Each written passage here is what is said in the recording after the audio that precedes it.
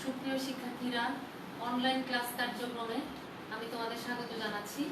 শারমিন রহমান, সহকারী অধ্যাপক, হিসাব বিজ্ঞান, গৌরীপুর মহিলা ডিগ্রি কলেজ, গৌরীপুর, ময়মনসিংহ। তোমাদের সঙ্গে আমার সরাসরি কথা হয়নি, একাদশ শ্রেণীতে তোমরা নতুন ভর্তি হয়েছ। তো সেই হিসাবে তোমরা জানো যে আজকের ক্লাস কি, হিসাব বিজ্ঞান ক্লাস। হিসাব বিজ্ঞান ক্লাসের প্রথম দিকের আলোচনায় আমরা সূচনার অধ্যায়। তোমরা যারা এসএসসি পাশ করে সবে মাত্র একাদশ শ্রেণীতে ঢুকেছ, তাদেরকে আমি আবারও স্বাগত জানাচ্ছি। হিসাব বিজ্ঞান সম্পর্কে প্রত্যেকেরই একটি হয়তো ভয় থাকে, আর যারা সরাসরি কমার্স থেকে এসছো তাদের ভয়ের পরিমাণটা কম থাকবে। যদি অন্য ডিপার্টমেন্ট থেকে এসে থাকো, যেমন আর্টস থেকে অনেকে আসে, সায়েন্স থেকে আসে, তাদের উদ্দেশ্যেও বলা, হিসাব বিজ্ঞান সত্যিকার অর্থেই ভয়ের কোনো বিষয় নয়। তুমি যদি মনোযোগী হয়ে পড়াশোনা করো, ভালোভাবে পড়াশোনা করো এবং একটু নিজেকে এই বিষয়ের প্রতি আত্মস্থ করতে পারো এবং গভীর মনোযোগ দিতে পারো, তবে হিসাব বিজ্ঞান বিষয়টি তোমার কাছে সহজ রূপে ধরা দিবে। আমি আমার শিক্ষকতা জীবনের অভিজ্ঞতা থেকে বলছি, হিসাব বিজ্ঞানে সাধারণত শিক্ষার্থীরা ফেল করে না, ফেল করার অবকাশ খুবই কম এবং ভালো মার্কস নিয়ে A+ পায়, এরকম শিক্ষার্থীর সংখ্যাই আমাদের বেশি।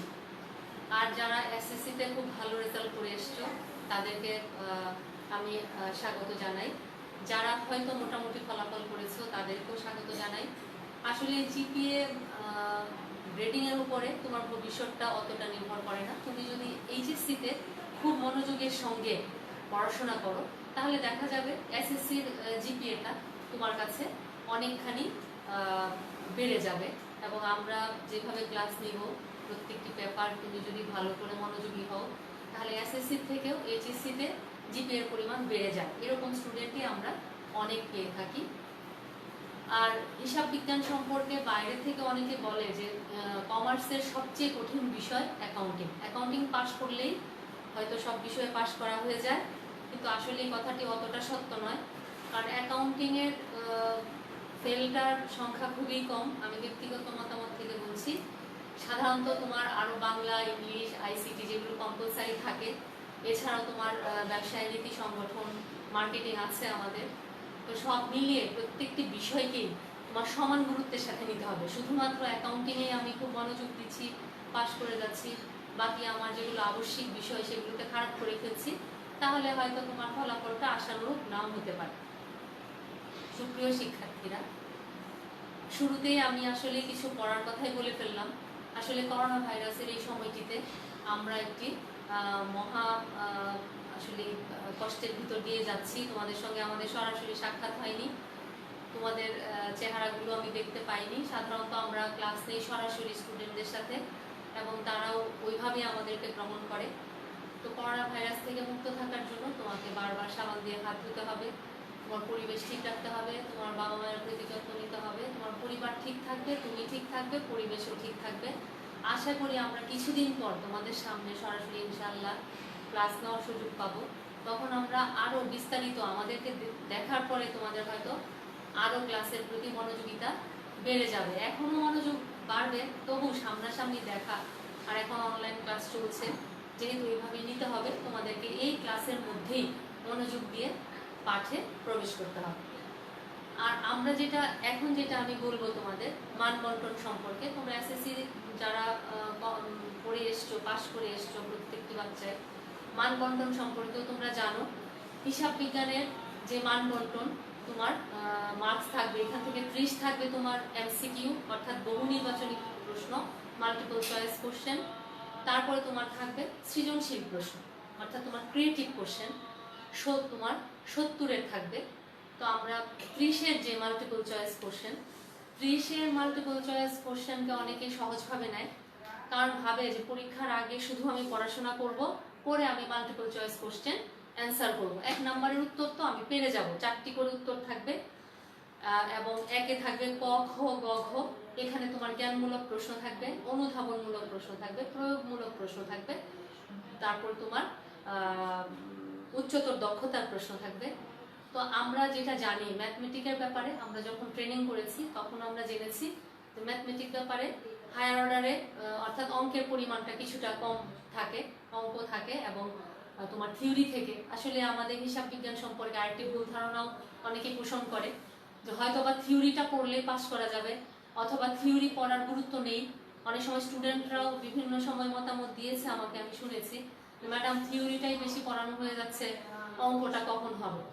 থিওরি নিয়ে এখানে আমি একটা জটিলতা শুরুতেই ভেঙে দিতে চাই। থিওরি থেকেই তোমার আসলে মূল অঙ্কে প্রবেশের ধাপ শুরু হয়ে যায় এবং থিওরিটা যে সবচেয়ে ভালো, থিওরি শব্দটা থিওরি আসলে অঙ্কটাই বোঝা হয়ে যাচ্ছে যে থিওরিটা ভালোভাবে আত্মস্থ করবে তার জন্য অঙ্কটা ততটুকু সহজ হয়ে যাবে এবং সে অঙ্ক সম্পর্কে একটা স্বচ্ছ ধারণা দ্রুত নিতে পারবে। এবং এখানকার থিওরি মানে তোমার অঙ্ক করা, অঙ্কের একটা সোপান, প্রথম সোপান।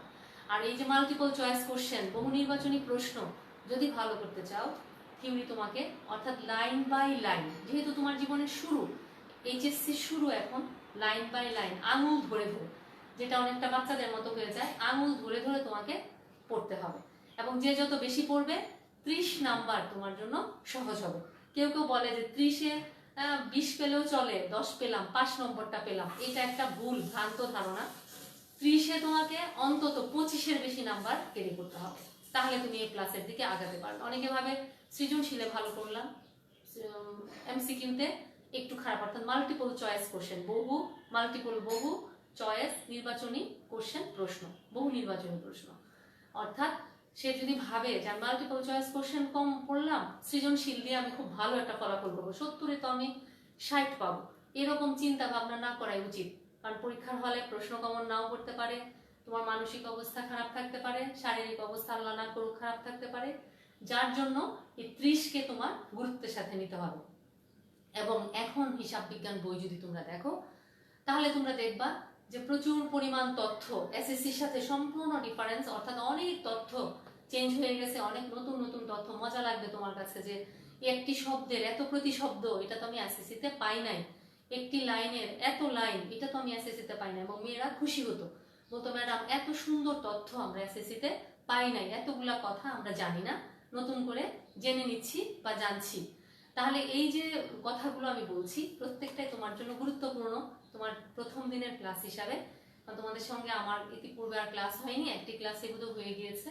তো আজকে যে ক্লাসে আমি বললাম তোমরা এই তথ্যগুলো নেওয়ার চেষ্টা করবে, আন্ডারলাইন করে ফেলবে, প্রথম দিকেই বইটাকে আন্ডারলাইন করবে লাইন বাই লাইন। কারণ আমাদের শুরুর দিকের যে অধ্যায়, সূচনার যে অধ্যায়, তোমরা মানবন্টন অংশ যদি দেখো, সূচনার অধ্যায়ের মধ্যেই তুমি দেখো, অর্থাৎ সূচিপত্র যদি দেখো, সূচিপত্রের সূচনার অধ্যায়ে বিস্তারিত দেওয়া, অর্থাৎ হিসাব বিজ্ঞান যে আমি পড়তে আসছি, অ্যাকাউন্টিং, অনেককে জিজ্ঞেস করলে অ্যাকাউন্টিং বানানটাও ভুল করে ফেলে, অথচ এসএসসি পড়ে ফেলছে।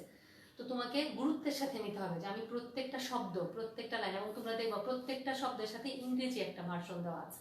এটা দেওয়ার কারণ এইচএসসির পরে তোমার সম্মান শ্রেণীর ক্লাস, অর্থাৎ তোমার তুমি অনার্স শ্রেণীতে চলে যাবে, যার জন্য তোমাকে এই শ্রেণীটাকে খুব মনোযোগের সাথে নিতে হবে যে ইংরেজি ভার্সন কেন দেওয়া, এসএসসিতে তো ছিল না, এখানে কেন দেওয়া, তার মানে আমাকে এটা জানতে হবে। আবার অনেক সময় প্রশ্ন হওয়ার সময় দেখা যায় যে ইংরেজি শব্দটারই বাংলা লিখে দিয়ে দিছে, সেই হিসাবে তোমাকে ক্লাস নিতে হচ্ছে, প্রশ্ন উত্তর দিতে হচ্ছে, সরি। তাহলে আমরা যেটা আজকে জানলাম, মাল্টিপল চয়েস কোশ্চেন হচ্ছে 30 এবং সৃজনশীল কোশ্চেন হচ্ছে 70। এই হচ্ছে 100 নম্বরের মান বন্টন। আর 100 নম্বরের মান বন্টনে তুমি নিজেকে যাচাই করতে পারো বিভিন্নভাবে, অর্থাৎ তোমার বইগুলো তোমার সামনে নানামুখী তথ্য নিয়ে হাজির হবে, তুমি শুধুমাত্র সেই তথ্যগুলো মাথায় নিয়ে নিবে এবং আমরা স্টেপ বাই স্টেপ তোমাদেরকে অধ্যায়গুলোর সাথে পরিচয় করিয়ে দিব। তো শুরুতে আমি যেটা বলি, আমরা প্রত্যেক বছর যে বইটি, তোমাদের মনে প্রশ্ন আসতে পারে যে ম্যাম আমরা কোন ধরনের বই কিনবো, অ্যাকাউন্টিংয়ে কোন বইটি আপনি পড়াবেন অথবা কোন বইটি কিনলে ভালো হবে। আমরা দীপক কুমার নাগ স্যারের হিসাব বিজ্ঞান যে বই, আমরা প্রত্যেক বছর সেটিকেই ফলো করি এবং অনেক জায়গায় তোমরা নিজেরাও খোঁজ নিয়ে দেখতে পারো, অনেক বই যে কোনো একটি হলে আমাদের চলবে, অর্থাৎ আমরা মেইন বই ছাড়া কোনো বই আমাদের অবকাশ নেই পড়ানো, গাইডের তো প্রশ্নই ওঠে না। আমরা মেইন বই দীপক কুমার নাগ স্যার, দীপক কুমার নাগ বাজারে হয়তো চলে এসছে, মেসেজ আসছে আমাদের কাছে, দীপক কুমার নাগের বই বাজারে চলে এসছে এবং তোমরা বইটি হাতে নিয়ে নিবে। আমি দেখেছি প্রায় 5-6 মাস চলে যায়, তখনও বাচ্চারা বলে যে ম্যাম বই হাতে নেই। আর অ্যাকাউন্টিং ক্লাস বই ছাড়া তুমি কিছু বুঝবা না, হয় তুমি আমাকে চেয়ে চেয়ে দেখবে শুধু, অথবা আমি তোমাকে দেখবো, অর্থাৎ বুঝার কোনো সুযোগ নেই। তোমার সামনে বই খোলা থাকবে, একটি ক্যালকুলেটর থাকবে, স্কেল থাকবে, কলম থাকবে, খাতা থাকবে। অর্থাৎ খাতা ছাড়া, কলম ছাড়া, স্কেল ছাড়া, ক্যালকুলেটর ছাড়া একটা অ্যাকাউন্টিং ক্লাস অনেকটাই নর্মাল হয়ে যায়। এটা হয় না আসলে, তোমাকে এখন থেকেই সেটা প্রিপেয়ার্ড হতে হবে। আমার একটা ভালো ক্যালকুলেটর ব্যাগে থাকবে সবসময়। যেহেতু তুমি ক্লাসরুমে আসছো না, বাসায় বসে ক্লাস করবে, বাসায়ও তুমি টেবিলে এই জিনিসগুলো, উপাদানগুলো তুমি রাখার চেষ্টা করবে যেন তোমার সমস্যা না হয়। এখনই আমি বলতে পারি যে হিসাবটা তুমি বের করো, হয়তো ম্যামের দেরি হচ্ছে, তোমার দেরি হবে না, তোমার দেরি হচ্ছে, আমার দেরি হবে না। হাত থাকবে খুবই চালু, খুব স্বল্প সময়ে দ্রুততার সাথে তোমাকে কি করতে হবে, সঠিক এবং নির্ভুল একটি হিসাব ব্যবস্থার দিকে এগিয়ে যেতে হবে।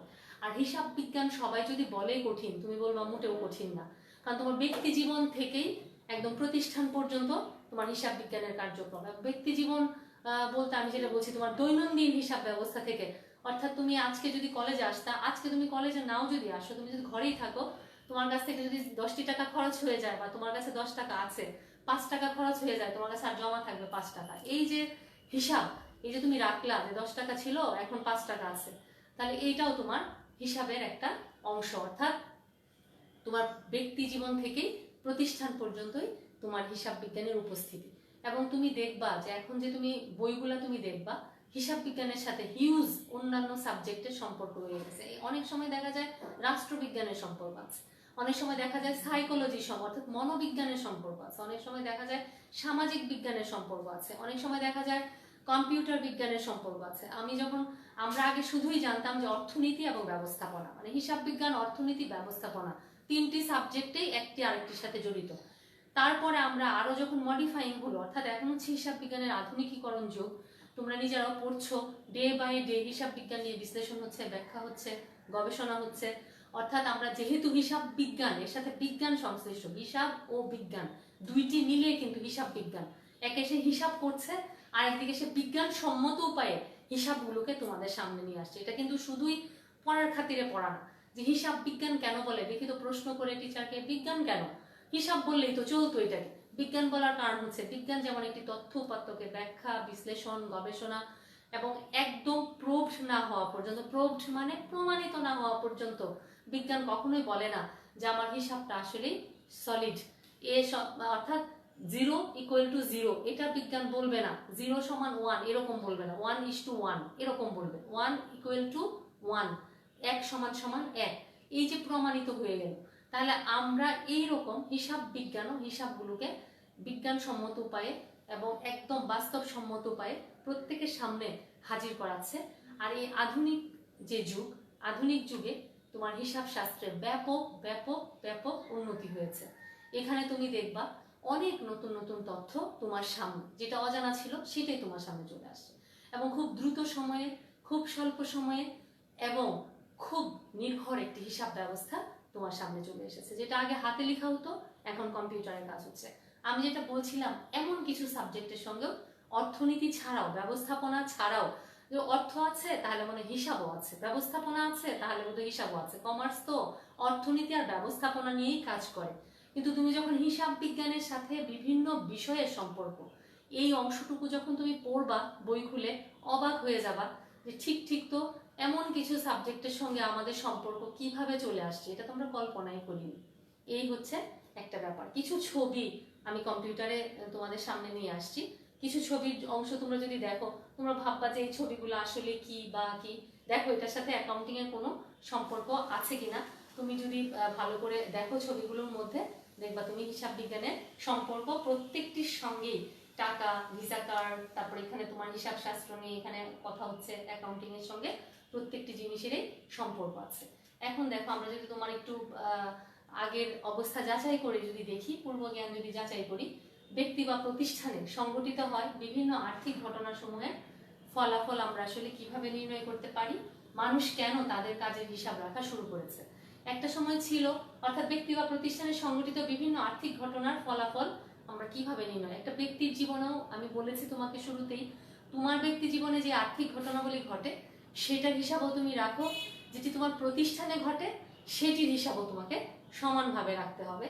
সেটার ফলাফল তুমি কিভাবে নির্ণয় করতে পারো সেটা তোমার সামনে হাজির করবে হিসাব বিজ্ঞান, এবং পূর্ণরূপে, স্বচ্ছরূপে, নির্ভরতার সাথে, বিশ্বস্ততার সাথে বিজ্ঞানসম্মত উপায়। কতগুলো শব্দ ম্যাডাম বললাম, পূর্ণ, বিশ্বস্ত, বিজ্ঞানসম্মত, নির্ভরযোগ্য একটি হিসাব তোমাকে উপহার দিবে হিসাব বিজ্ঞান। আর পরবর্তী আমি বলছি মানুষ কেন তাদের কাছে হিসাব রাখা শুরু করেছে। এখন তুমি যদি বলো যে ম্যাম আমার কাজের হিসাব আমি না রাখলে কি হবে, তুমি যদি তোমার ব্যক্তিগত কোনো কাজেরও হিসাব না রাখো তবে তোমার সবকিছু এলোমেলো হয়ে যাবে।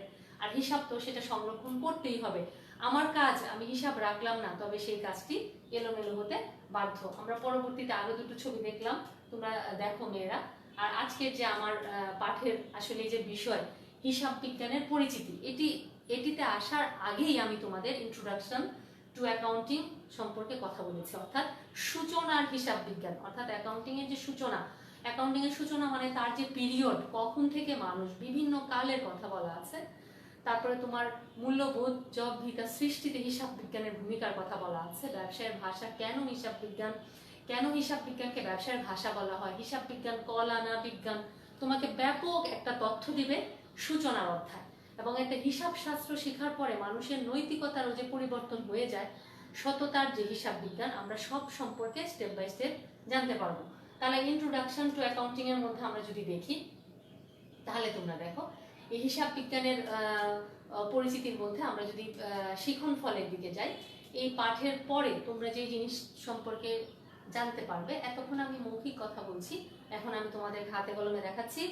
এই পাঠ শেষে শিক্ষার্থীরা হিসাব বিজ্ঞান কি তা বলতে পারবে। আমি অনেক সময় দেখেছি একদম স্টার্টিং ক্লাসে আমার একটা কোশ্চেন থাকতো, অ্যাকাউন্টিং কাকে বলে বা হিসাব বিজ্ঞান কাকে বলে বলো দেখি। বাচ্চারা একটু থতমত খেয়ে যায়, কেউ হয়তো ব্যাপক একটা সংজ্ঞায় যেতে চায়, গিয়ে এলোমেলো করে ফেলে।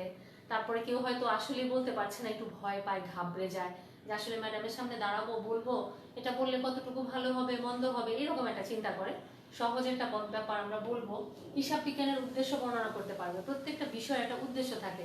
তুমি হিসাব বিজ্ঞান কেন পড়বে, বা হিসাব বিজ্ঞান শাস্ত্র পড়ার পরে এই পাঠের কি উন্নয়ন হবে, বা এটার ভিতরে কি আছে, হিসাব বিজ্ঞানের প্রকৃত উদ্দেশ্যটা কি, সেটা সম্পর্কে জানতে পারবা। হিসাব রাখার প্রক্রিয়াটি ব্যাখ্যা করতে পারবা। হিসাব তথ্যের ব্যবহারকারীদের শনাক্ত করতে পারা যাবে, অর্থাৎ হিসাব তথ্য কারা ব্যবহার করবে সেটা শনাক্ত করা যাবে। তাহলে আমরা যদি দেখি হিসাব বিজ্ঞান কি, সেটা আমরা যদি বলি, আসলে হিসাব বলতে আর্থিক লেনদেন সমূহের গণনাকে বোঝায়। নিচে কিছু কিছু ছবি দেওয়া আছে, তোমরা খেয়াল করো। হিসাব বলতে আর্থিক লেনদেন সমূহের গণনাকে বোঝায়। এটা হিসাব মানে কি, আমি টাকা পয়সার হিসাব রাখছি, আমি লেনদেন হয়েছে সেটা গণনা করছি, সেটাকে আমরা হিসাব, অর্থাৎ আর্থিক লেনদেন। আর্থিক শব্দটা যুক্ত হয়ে গেছে, অর্থাৎ যে কোনো ঘটনা ঘটে গেলে তুমি যদি বলো যে প্রত্যেকটা ঘটনাকে আমি লেনদেনে লিপিবদ্ধ করে ফেলছি, এটাই হিসাব বিজ্ঞান, এটা একটা ভ্রান্ত ধারণা। তোমার ব্যক্তিগত জীবনে বিভিন্ন ঘটনা ঘটতে পারে, তুমি হেঁটে যাচ্ছ, এটা একটা ঘটনা, কিন্তু এটা কি অর্থের কোনো অপচয় হচ্ছে, এটা কি, বা আমি বাড়ি যাচ্ছি, একটা ঘটনা ঘটছে, কিন্তু এটা আমি আর্থিক লেনদেন বলতে পারবো না। আমি তখন এটাকে আর্থিক লেনদেন বলতে পারবো যে আমি রিক্সায় 5 টাকা ভাড়া দিয়ে বাড়ি যাচ্ছি, কারণ আমার রিক্সা ভাড়া 5 টাকা আমার কাছ থেকে চলে গিয়েছে। তাহলে আর্থিক শব্দটির মাধ্যমে তোমাকে লেনদেনের সঙ্গেও একটি দূরত্ব সৃষ্টি করে দিয়েছে, এবং তো বুঝতে হবে আর্থিক শব্দটি কেন যোগ হয়েছে। আর বিজ্ঞান বলতে কোনো বিষয় সম্বন্ধে সঠিক ব্যবহারিক ও বাস্তব বিজ্ঞান। আমি আগে বলেছি বিজ্ঞান মানে একটি বিষয়কে ব্যাখ্যা করবে, বিশ্লেষণ করবে, তার ধারাবাহিকতা রক্ষা হবে। এবং এছাড়া বিজ্ঞান হিসাবের সঙ্গে জড়িত হওয়ার কারণে হচ্ছে হিসাব শাস্ত্র তার তথ্যগুলোকে তথ্য উপাত্তের মাধ্যমে ব্যাখ্যা, বিশ্লেষণ এবং ব্যবহারিক ও বাস্তবিক একটা জ্ঞানের মাধ্যমে প্রকাশ করে। তাহলে এই হচ্ছে হিসাব আর বিজ্ঞানের তথ্য দিচ্ছি আমরা। এখন যদি আমরা মূল তথ্যে আসি যে আসলে হিসাব বিজ্ঞান বিষয়টি কি, হিসাব বিজ্ঞান কাকে বলে। হিসাব বিজ্ঞান একটি তথ্য ব্যবস্থা যা কোনো ব্যক্তি বা প্রতিষ্ঠানের যাবতীয় আর্থিক কার্যাবলী বা আর্থিক ঘটনা চিহ্নিতকরণ, লিপিবদ্ধকরণ এবং নির্দিষ্ট সময় শেষে আর্থিক ফলাফল, আর্থিক অবস্থা নির্ণয়ের মাধ্যমে প্রাসঙ্গিক ও গুরুত্বপূর্ণ হিসাব তথ্য যা পরিকল্পনা প্রণয়ন ও সিদ্ধান্ত গ্রহণে সহায়ক সংশ্লিষ্ট পক্ষসমূহের নিকট সরবরাহ করে থাকে। একটি তথ্য ব্যবস্থা, আসলে হিসাব বিজ্ঞান হচ্ছে একটি তথ্য ব্যবস্থা। তুমি সারা বছর কাজ করলে, সারা বছর কাজ করার পরে তোমার প্রতিষ্ঠানের সার্বিক অর্থনৈতিক অবস্থাটা কি সেটা জানার জন্য বিভিন্ন পক্ষ জড়িত থাকে, বিভিন্ন পক্ষ সংশ্লিষ্ট থাকে। সেই পক্ষসমূহ আসলে কি করতে পারে, তারা কত দূর যেতে পারবে, প্রত্যেকটা বিষয় সম্পর্কে কোনো ব্যক্তি বা প্রতিষ্ঠানের যাবতীয় আর্থিক কার্যাবলী বা আর্থিক ঘটনা, আর্থিক শব্দটি থাকবে মেয়েরা, চিহ্নিতকরণ, লিপিবদ্ধকরণ, চিহ্নিত করতে হবে যে এটা ঘটনাটা আর্থিক কি না, তারপরে লিপিবদ্ধ করতে হবে এবং নির্দিষ্ট সময় শেষে আর্থিক ফলাফল, আর্থিক অবস্থা নির্ণয়ের মাধ্যমে প্রাসঙ্গিক ও গুরুত্বপূর্ণ হিসাব তথ্য যা পরিকল্পনা প্রণয়ন ও সিদ্ধান্ত গ্রহণে সহায়ক সংশ্লিষ্ট পক্ষসমূহের নিকট সরবরাহ করে থাকে। তোমার তথ্যগুলোকে তারা কি করবে? সংশ্লিষ্ট পক্ষসমূহের কাছে সরবরাহ করে থাকবে, এবং এই সংশ্লিষ্ট পক্ষ যারা আছেন, যাদের সংশ্লিষ্ট পক্ষ বলছি, তাদের কাছে সঠিক হিসাব সরবরাহ করাই বর্তমান আধুনিক হিসাব বিজ্ঞানের অন্যতম প্রধান উদ্দেশ্য। প্রিয় শিক্ষার্থীরা, আমি নিজে শারীরিকভাবে কিছুটা অসুস্থ, সে অবস্থায় ক্লাস নিচ্ছি। আমি তোমাদের কাছে দোয়া চাচ্ছি, তোমরা আমার জন্য দোয়া করবে, পরবর্তীতে আমি যেন তোমাদের সামনে ক্লাসে হাজির হতে পারি। আজকে আমরা তোমাদের যেহেতু সূচনার ক্লাস, আমরা এই পর্যন্তই রাখবো।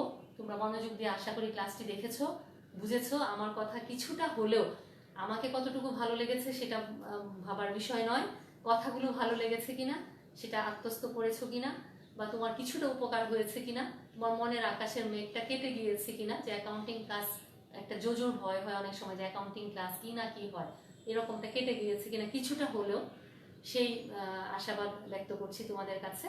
আর দোয়া চাচ্ছি, তোমরা সবাই আমার জন্য দোয়া করবে, আর করোনা থেকে মুক্ত থাকার চেষ্টা করবে, সুস্থ থাকার চেষ্টা করবে। সুস্থ শরীর মানে একটি সুন্দর মন এবং তোমার সুন্দর জীবন, আশা করে আমি আজকে বিদায় নিচ্ছি। ধন্যবাদ সবাইকে।